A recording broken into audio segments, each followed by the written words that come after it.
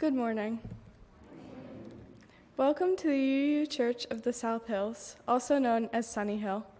We're delighted that you could join us for this service. Our mission at Sunnyhill is to create a more just and compassionate community within and beyond our walls. My name is Maddie Sunaway, and I serve as a worship associate for this congregation.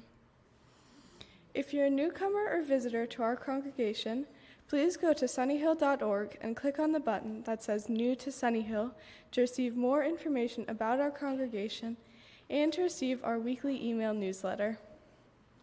If you're joining us online today, please say hello or good morning in the comments on Facebook or YouTube. We'd like to hear from you and extend a welcome to you as well. A gentle reminder, please silence your cell phones and other electronic devices so that we can enjoy the service uninterrupted by buzzing or ringing. We now have a brief announcement regarding the upcoming Sunnyhill Carnival service auction. Good morning, I'm reading a script. It says, good morning, Elizabeth. Oh, I'm not Elizabeth, I'm sorry. But I do occasionally, Elizabeth is one of the core members of our very hardworking service auction committee, and she's probably sitting out there at a table right now ready to pounce on you all because you're all late in getting your auction items in. What is this thing, this service auction thing? Some of you are probably wondering. It is our largest fundraiser of the year, and it's also a really great, fun evening, but it's not just one evening. It goes on throughout the whole year because all of you donate parties and services where we get to meet one another because we're large now, and it's hard to get to know each other sometimes just in coffee hour and sitting next to each other before service. So that is what is one of the most wonderful things about the service auction. You think up a simple dinner, a party, tea and crumpets at your house, and people pay to come and visit with you. And it's a joyous event. Are you a good woodworker? Actually, here's one of my favorites from many years ago, services that a couple offered. This was some time ago. His offering was a ride in his Jaguar, and that was very appreciative. Some people loved going out there and, pretending, oh, I'm in a Jaguar. Her offering was ironing. And boy, the ironing went sky high because nobody liked to iron. She said, I said, really, ironing? She goes, I love to iron. So if you love to iron, let's face it, none of us else do, but if you are a unique person who loves to iron, that is a service worth offering. So here's the problem. Today is, what is today? Today is too close to April 20th is what today is. We are procrastinating. The auction donations have to be in by April 7th because it takes some time to get everything put together. So please, procrastinate no longer. Log on to sunnyhill.org, put your auction item in. If you have any questions or concerns about, is what I'm offering up too big, too little, whatever, no, go talk to an auction committee member outside, and they will answer all your questions. We need those items in by April 7th so we can have a wonderful event and a wonderful year celebrating our service auction items together. Thank you.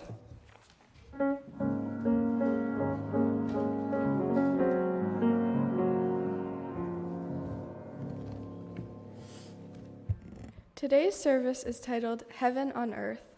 Our Universalist forebears believed that it was up to each of us to create something like the kingdom of heaven on earth, to work for justice, to act with compassion and mercy, to be generous and bring abundance to all, and to love the hell out of the world. What are we doing today to fulfill the same vision?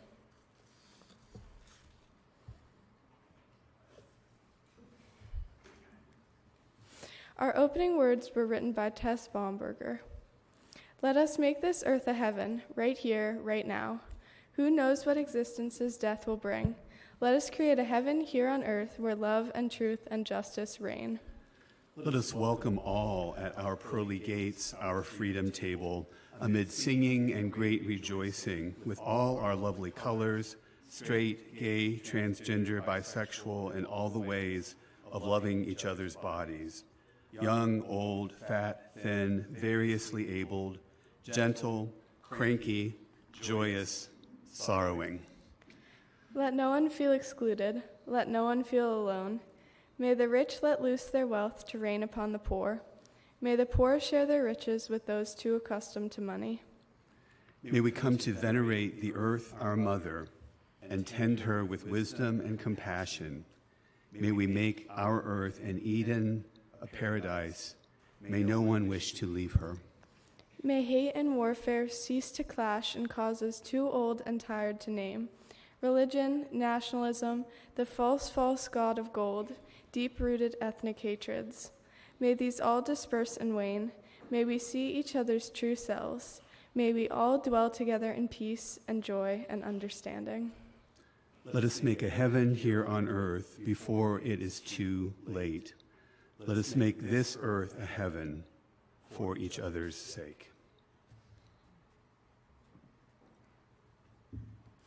Please join me in saying the words to light our chalice. We kindle this chalice flame, symbol of our faith, to remind us why we are here, to bring the light of peace, joy, and understanding to all that we do.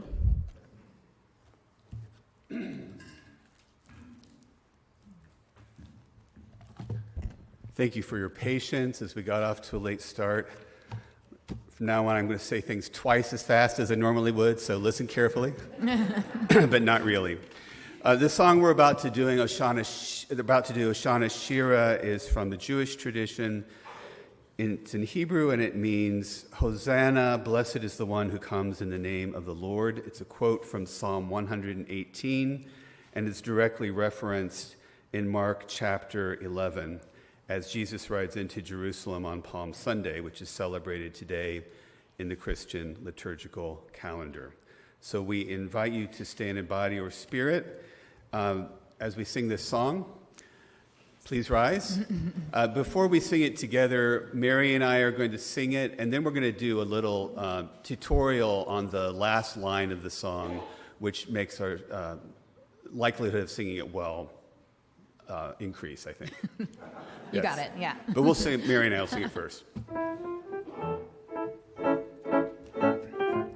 Oshana Shira, Oshana, Oshana Shira, Oshana, Oshana Shira, Oshana, Oshana Ha Ha Vav Shema Adonai. Now it's pretty easy, those Oshana Shiras, right? But then you get to that last line, which goes Oshana Ha Na Vi Ha Vav Shem Adonai. Try saying it with me.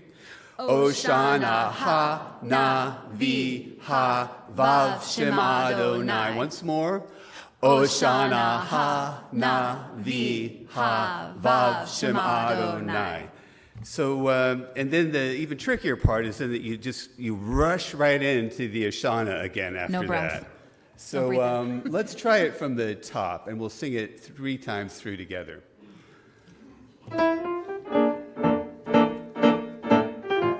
Oshana Shira, Oshana, Oshana Shira, Oshana, Oshana Shira, Oshana, Oshana Ha Na Vi Ha Vav Shem Adonai, Oshana Shira, Oshana.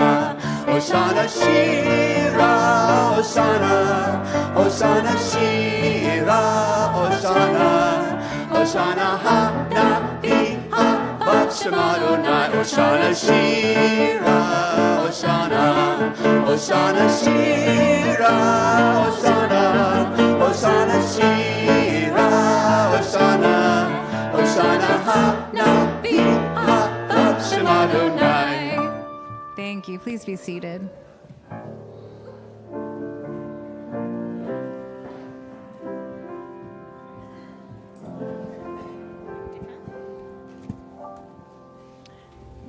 Good morning, friends. If there are any kiddos present that want to come up for our Time for All Ages, now is your chance.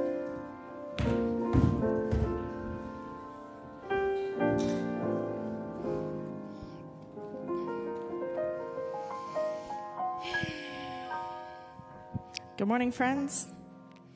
All right. right, let's get comfy and cozy. We've got a longer story this morning, so let's take a breath together. Settle on in. All right. Over 200 years ago, in a small house in a small town, on the edge of a forest with big trees, there lived a young boy, and his name was Hosea Ballou. Hosea liked to learn about the world and play games, just like you all. In the summer, he loved playing tag. In the fall, he loved jumping in piles of leaves. In the wintertime, he loved sled rides, but the spring was his favorite season of all, because the spring brought lots of rain. We know what that's like here in Pittsburgh, huh? Yeah. Lots of rain meant lots of mud. Hosea loved playing in the mud. He loved it so much that even when the rain stopped and the puddles began to dry up, he would carry water back to those puddles and make them muddy once again. His family, as you can imagine, was not so pleased with Hosea's love of mud. You see, he was one of 9 children. Can you imagine having all those siblings? Yikes. One of his siblings was in charge of the laundry. She didn't like all that extra scrubbing of clothes to clean them from all the mud. Another sibling was in charge of getting all the younger kids cleaned up and bathed. All that muddy water was a mess. His siblings were growing tired of all that extra work that Hosea was causing because of his love of mud, and begged their father to help make him stop. Hosea said to his father very sternly, "You should not play in the mud." "Why?" asked Hosea. His father said, "Just as we try to live a good life and be kind to other people, we try to stay clean." Hosea responded, "Yes, Father." And after that, he really did try to stay clean. But it wasn't easy. He stopped stomping in the mud puddles on purpose and splashing the muddy water everywhere. He stopped making enormous mud pies, but sometimes the mud was just there. Sometimes when he was already muddy from his chores, he would play in the mud just a little bit, and then he'd get even muddier. His siblings, who loved him, took him home and washed him and dried him and made him all clean again, but they were still frustrated and said to their father, "Please make Hosea stop playing in the mud." Hosea said to his father even more sternly, "You must not play in the mud." "Yes, Father," Hosea said. He was sad, but because he really tried to not get muddy this time. "Are you angry with me, Father?" "I am disappointed in you, Hosea, and I am a little angry with you." Hosea hung his head and asked, "Do you still love me?" Hosea said his father, and his father, who didn't sound so stern anymore, said, "I will always love you, Hosea, no matter what you do. Even if I get muddy again? Yes. Even if I get really, really muddy? Even then," his father said with a smile. Then he added very sternly again, "But please, Hosea, try to stay clean." "I remember, and I'll try," Hosea promised. And he did. He stayed clean, most of the time anyway. As he got older, he stopped liking mud so much, but continued asking those "but why" questions. His favorite questions to ask were about their church, about God, and about what happens before and after our lives. He learned that his father was not going to give him all the answers, so he began to do some research on his own. He read the Bible and explored different faith communities, like a Universalist church. At the age of 19, Hosea decided that he believed in universal salvation, which is the idea that everyone, everywhere, everyone in the whole universe will be given salvation.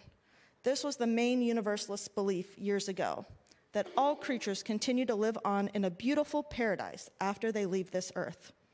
You see, at that time, most people around the world thought that only certain people got to go to this paradise called heaven after they left this world. Even really good people didn't always get to go there, according to their thoughts. And that made Hosea ask even more questions than anything else. One day, his father asked him a question for once, and that was, how can Hosea believe in this paradise for all people? Hosea said, "Because, Father, I remember what you told me when I was small. I believe that even if God is disappointed with people or a little angry with them, God will always love them and want them to be happy, no matter what they do and no matter how muddy they are." Hosea Ballou went on to become a minister, but not just any minister.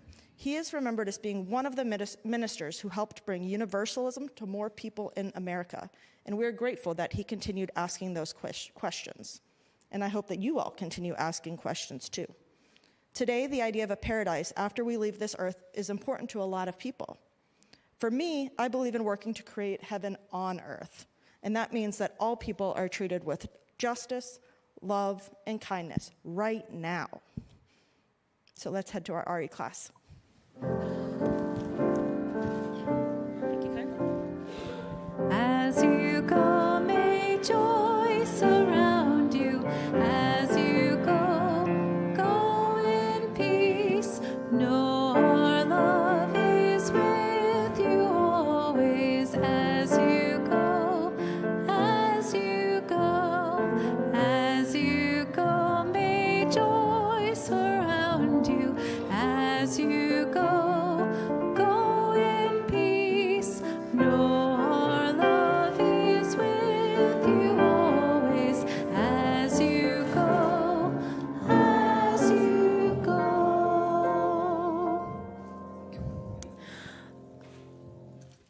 Reverend Jim's going to be doing a sermon based in the book of Mark soon. The song that the choir is about to do comes from words that were spoken by Jesus, but not in the book of Mark. We're taking a little detour to Matthew and Luke, and the words known as the Lord's Prayer, which if you grew up in a Christian tradition, you could recite for me right now, I'm sure.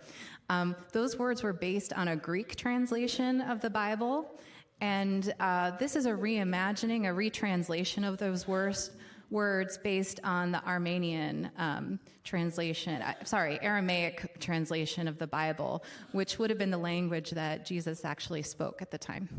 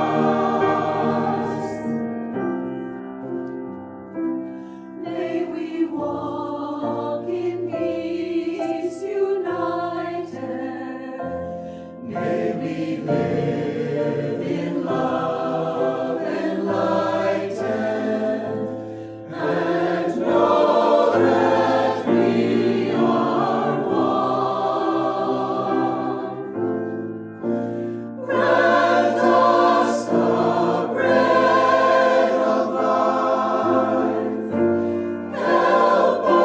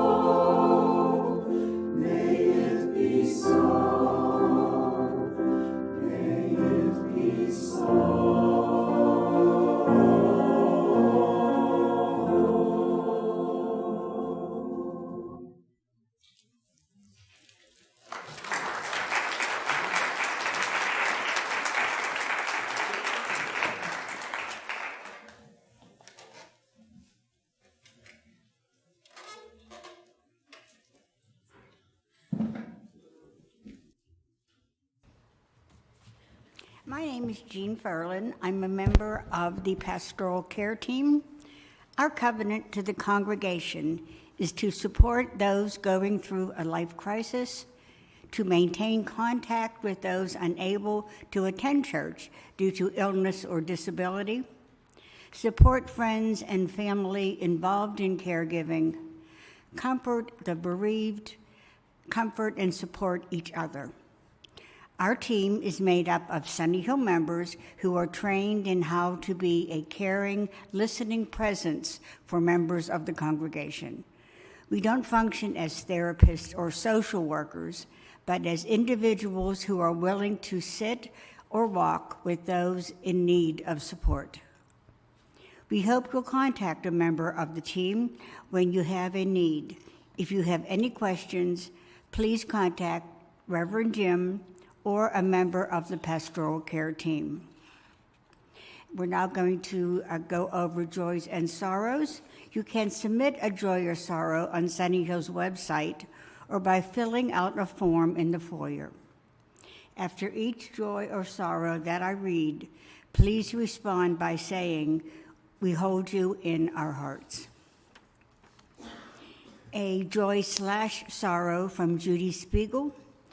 This Wednesday, my husband Jeff will be having his second open heart surgery, this time at the Cleveland Clinic. We feel strongly that he, his heart, and I could not be in better hands. Assuming the best outcome, we will be returning home to Pittsburgh April 4th or 5th. We have been happily married, for the most part, for 44 years, and are hoping for many more good ones. But as Jeff's 102-year-old grandma Sadie used to say as she got older, only in good health. From her lips to God's ear, may it be so. To Judy and to Jeff, we hold you in our hearts. Another joy/sorrow from Carl Johnson. He wrote this a few days ago. Today, Thursday, March 21st, a moving van is here to empty our home of 25 years for our move to North Carolina. As you can imagine, this move fills us with joy, sorrow, and exhaustion. We're sad to leave our Sunnyhill community, especially so because we've already become disconnected, being preoccupied with the move. Preparing and packing has been overwhelming, not just because we're in our mid-70s, but also because I had heart trouble this week, which left Deborah to care for me and everything else. The good news is I think we're going to make it. And we're headed to a real-world heaven, a home situated in the Blue Ridge Mountains. We hope that friends like you will visit to share our bliss. With deep affection and best wishes, Carl Johnson and Deborah Landon. To Carl and Deborah, we hold you in our hearts. And a sorrow from Mary Pratt for Carol Carl. Carol fell this past Monday and ended up in the ER. She is doing better and currently recovering strength at Manor Care in Bethel Park. Visitors and notes of encouragement would be welcome. Mary Pratt will be headed over this afternoon if you'd like to send a note or well wishes with her. To Carol and her family, we hold you in our hearts. As we listen to our musical meditation, we invite anyone who feels moved to do so to come forward, light a candle, place it in the sand, and return to your seat.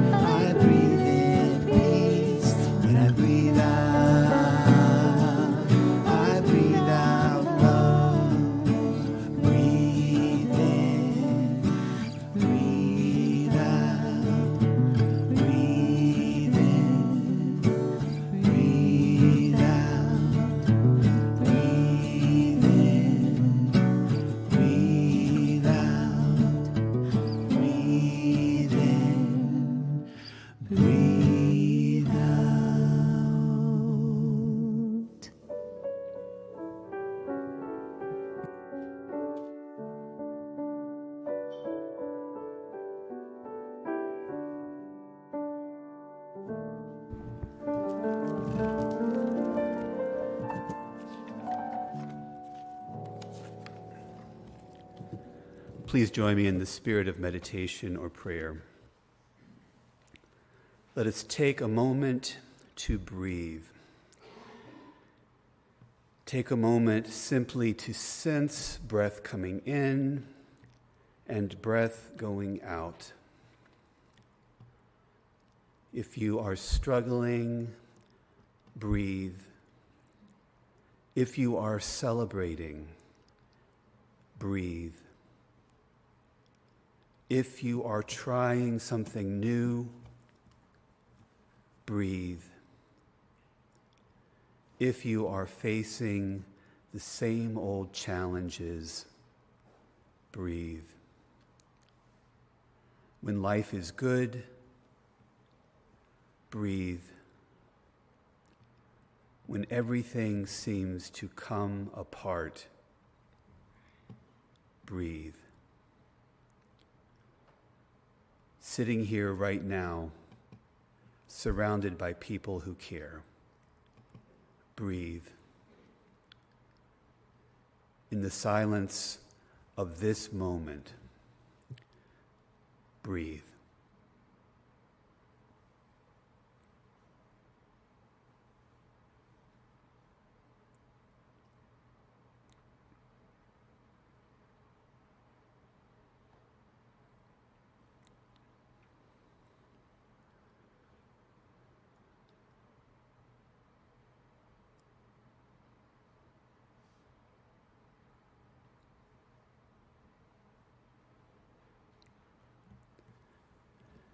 Breathe in the peace of this place and this moment.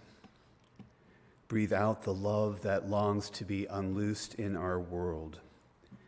May we remember and return to this place of openness and breathing throughout all the moments of our lives. Amen.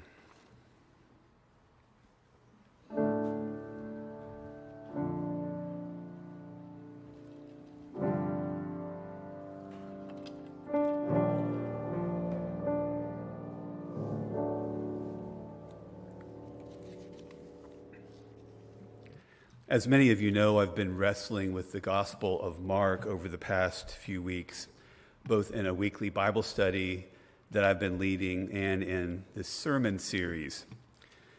To be entirely honest with you, in this wrestling match between Mark and me, I would say that Mark has won. When I chose to do a deep dive into the Gospel of Mark, the shortest and oldest of the Christian Gospels, I assumed that the process would be relatively simple and at least somewhat satisfying. But it turns out to have been neither simple nor particularly satisfying. If anything, I have many more questions now than I did when I began this process. But I think that may be the point. Once you start exploring any sacred text seriously and deeply, you run into things that will challenge you. Challenge your assumptions, challenge your way of thinking, challenge even your way of living. If it weren't challenging, if all that studying Scripture yielded was reaffirming your current assumptions and worldview, then there really would be no point in undertaking such a study. But I do want to spend some time this morning exploring this concept, this elusive concept of the kingdom of heaven that is introduced in Mark. As I mentioned before, Jesus teaches about this concept only through parables. Parables that may seem deceptively simple on the surface, but which upon closer examination turn out to be multi-layered and complex with many possible interpretations and meaning. So reading and exploring a parable becomes an intellectually challenging and sometimes exhausting exercise. A Sunnyhill member shared with me a social media meme that expresses some of the complexity of Jesus' teaching, which I'd like to share with you. But instead of Jesus teaching only in parable, it is titled Jesus Teaching Only in Parabolas. Parables or parabolas, it's sometimes a real head-scratcher either way. In our culture, heaven and hell are somewhat fraught concepts. When I was a child, I was puzzled by notions of heaven and hell. My father, a United Methodist minister, never dwelt much on the afterlife in any of his sermons, preferring to focus on how to live a good and loving life here and now. So I was perplexed when occasionally I would hear other ministers going on at great length about heaven and hell, especially hell, which many preachers are fond of describing in lurid and gory detail. In fact, they seem to relish talking about hell much more than they do talking about heaven. The first time I heard a preacher using the threat of hell to urge people to come forward during an altar call, it felt exploitative to me in some ways. I was attending a district youth event with my high school church youth group when the preacher started shaming us, talking about all the sins he was sure that we were committing. He said that if we came forward to the altar instead of facing hell, our souls would be cleansed and saved for all eternity.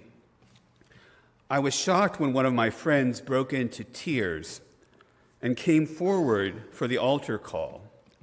Shocked because I could not, for the life of me, think of anything that this young man could possibly have done that would put him at risk of eternal damnation. Impure thoughts? Maybe. But honestly, the Jesus that I knew would not have cared a whole lot about our impure thoughts. After all, Jesus spent most of his time with people who had committed much more grave sins than that.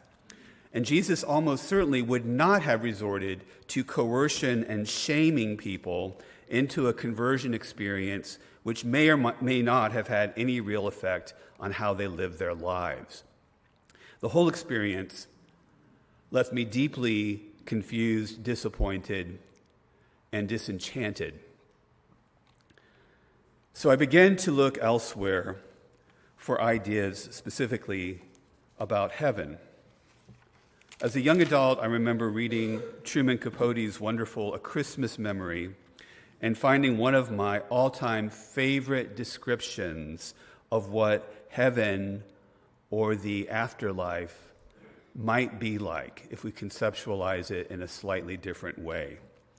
Toward the end of the story, the young narrator and his beloved elderly cousin are flying kites together along with their dog, Queenie, when the cousin remarks, "You know what I've always thought? I've always thought that a body would have to be sick and dying before they saw the Lord. And I imagine that when he came, it would be like looking at the Baptist window, pretty as colored glass with the sun pouring through, such a shine you don't know it's getting dark. And it's been a comfort to think of that shine taking away all the spooky feeling. But," she goes on, "I'll wager it never happens. I'll wager at the very end a body realizes that the Lord has already shown himself, that things as they are," her hand circles in a gesture that gathers clouds and kites and grass and Queenie pawing the earth over her bone, "just what they've always seen was seeing him.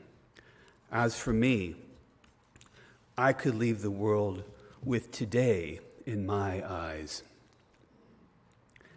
I remember reading that passage and yearning for a religion that affirmed the sacredness of things just as they are, rather than viewing our current realm of existence as being a place only of evil and sins of the flesh, rather than a place where there is also goodness and an abiding and abundant love.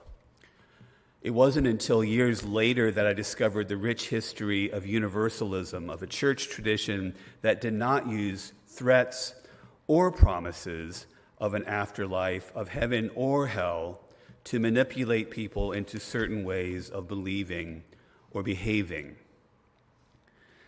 Many early Christian leaders in the first millennia taught some form of universal salvation or universal restoration.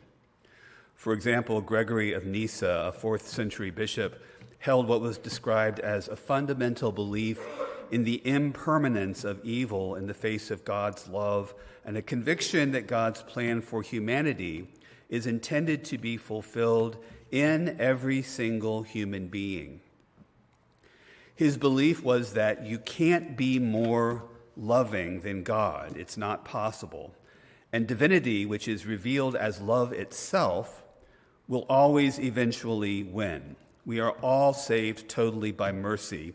Knowing this ahead of time gives you courage so you don't need to live out of fear, but from an endlessly available love.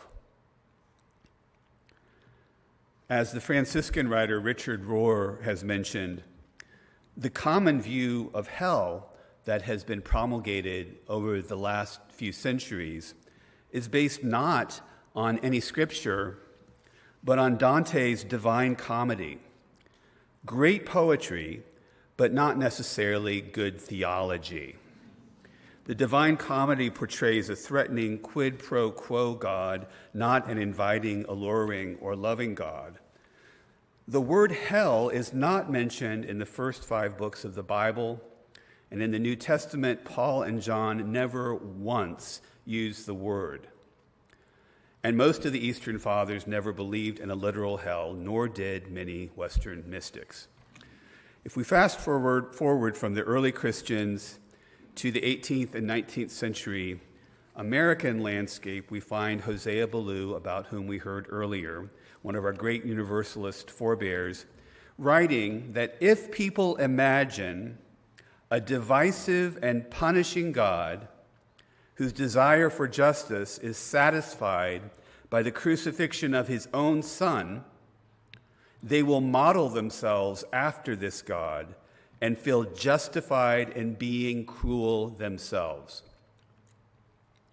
Ballou's Universalism was very much Christian and based in Scripture, but it presented a vastly different picture of heaven and hell from the version suggested by Dante. Later on in the early to mid-20th century, Clarence Skinner became one of our greatest modern Universalist thinkers and writers. In 1915, he wrote, "We accept the world for the joyous place it was meant to be. We like it despite the fact that belated theologians look upon it with inherited suspicion. Modern religion," he said, "must sanctify the world. The dominant motive is no longer to escape from earthly existence, but to make earthly existence as abundant and happy as it can be made." Skinner's Universalism moved entirely away from a focus on the afterlife and toward a focus on right here and right now. As a social activist, Skinner was committed to life more abundant and happy for all here on earth. In the 20th century, not just Universalists, but also people from other faith traditions were involved in what came to be known as the social gospel movement, which, as theologian Rebecca Parker notes, locates paradise in the ideal of what could be, as voiced by the prophets, liberation of the oppressed, food for the hungry, peace for all people, and reverence for the earth. These are exalted and exalting hopes. It is a great vision, Parker says, but perhaps it has flagged in zeal because weary spirits have labored for an ideal world but have neglected to attend to their own soul's thirst. In the absence of a divine wellspring in the present, when the going gets tough, there is nothing to fall back on. Ideals do not administer spiritual assistance. They do not come to the kitchen table in the night of fear. Ideals do not surround the soul with comfort or refreshment. What Parker is pointing toward is that the way to address the ills and maladies of our present time, and we're seeing many of these ills and maladies on parade every day in the news. The way to address the concerns of here and now involves focusing not just on what's wrong, but also noticing and fully experiencing and appreciating the beauty and grace that also exist. There is no doubt that we are living in a time that calls for action. The problems of our society and our world are very real. The level of fear and hatred and the resulting racism and misogyny and xenophobic and transphobic and homophobic policies and attitudes, all of these things must be addressed. But we're not going to be very effective at addressing these issues and righting these wrongs if we are not also attending to our own emotional and spiritual needs, if we're not in some way drawing from the well of love and support that is available to us here and now. So our focus cannot be entirely on our fears of the evils of the world we know, nor can our focus be entirely on our hopes for the ideal world we imagine. As people of some amount of privilege, we often look at the world around us and react in one of two ways. Either we remain hidden beneath layers of denial, or we throw our hands up in despair. What we need to do is to stay engaged, to experience the kind of love that both unsettles and consoles, that both challenges and comforts. The theological term for the Unitarian Universalist view of our ultimate end is called a radically realized eschatology. I want you to bring that out at the next dinner party conversation that you're a part of. Everyone will leave the room suddenly. A radically realized eschatology. Eschatology is the study or doctrine of end times, how it will all end.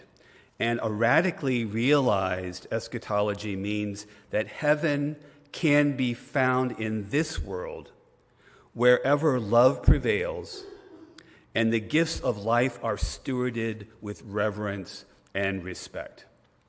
In other words, it is up to us to create and recognize whatever heaven might exist here and now in this world.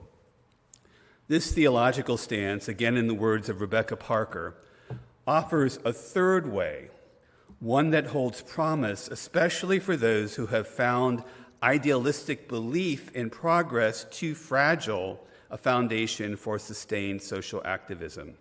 It begins with affirming that we are already standing on holy ground. This earth and none other is a garden of beauty, a place of life. Neglecting it for some other imagined better place will be a self-fulfilling prophecy. It will make the earth a wasteland. There is no land promised to any of us other than the land already given, the world already here. We come to know this world as paradise when our hearts and souls are reborn through the arduous and tender task of living rightly with one another and the earth. This way of living is not utopian. It does not spring from the imagination of a better world, but from a profound embrace of this world. It brings hope home to today, to this moment, and its possibilities for faithful love. I hope and pray that as we engage in the work of bringing hope home today to our beautiful, wounded world. We will do so not in fear of hell or even in hope of heaven, but in the spirit of faithful love for what is. May it be so. Amen.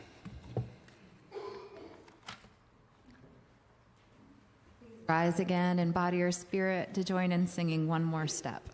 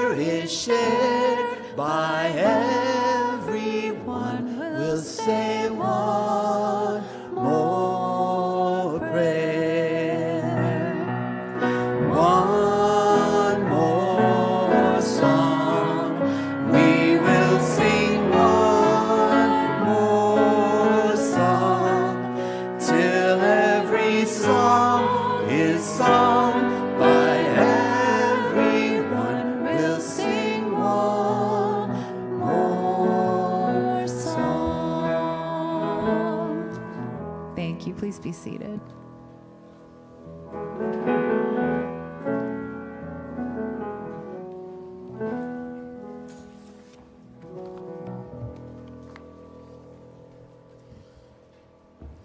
Our Share the Plate beneficiary for the month of March is Ceasefire PA, whose mission is to end the epidemic of gun violence across the state and across the country through education, coalition building, and advocacy. 50% of all our offerings in March will go to Ceasefire PA, and the other 50% will support Sunnyhill. If you'd like to make a gift via our online giving system, you can do so by going to sunnyhill.org and clicking on the button that says Online Giving, and then following the instructions. Or you can give by text at 412-324-3130. All text gifts will go to our Share the Plate offering. We'll be passing our offering baskets for cash and checks in just a moment. If you're writing a check, please put Share the Plate in the memo line. Thank you for your generosity.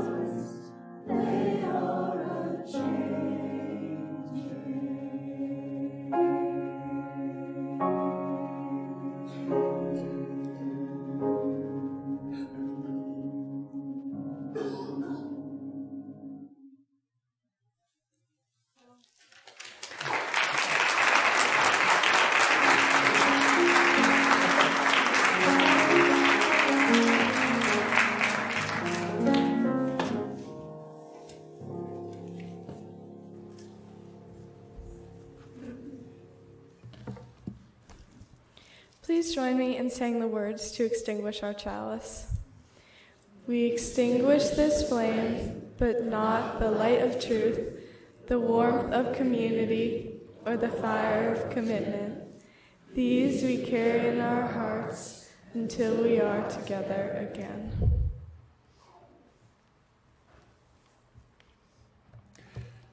Our closing words are a poem by Mary Oliver titled "The Faces of Deer." When for too long I don't go deep enough into the woods to see them, they begin to enter my dreams. Yes, there they are in the pine woods of my inner life. I want to live a life full of modesty and praise. Each hoof of each animal makes the sign of a heart as it touches, then lifts away from the ground. Unless you believe that heaven is very near, how will you find it? Their eyes are pools in which one would be content on any summer afternoon to swim away through the door of the world, then love and its blessing, then heaven. Go in peace.